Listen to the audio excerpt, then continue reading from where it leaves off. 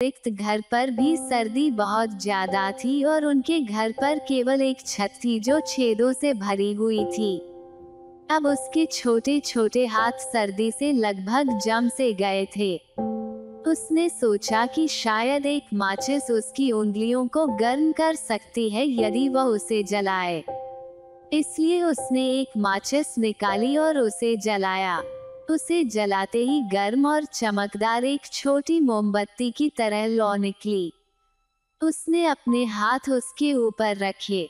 यह लौ बहुत ही सुंदर लग रही थी और उस छोटी लड़की को लग रहा था कि वह एक बड़े आयरन स्टोव के आगे बैठी हुई है और उसमें प्यारी सी आग जल रही है।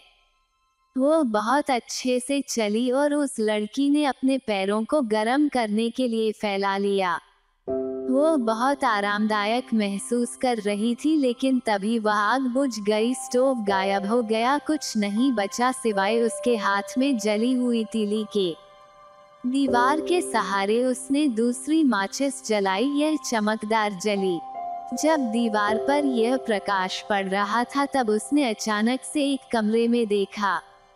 एक बार की तरह सफेद कपड़ा मेज पर बिछा हुआ था जिस पर चाइना की प्लेट्स लगी हुई थी और उस पर भुनी हुई बतख जिसको पकाया गया था उस पर रखी थी और उसमें से बहुत अच्छी सुगंध आ रही थी।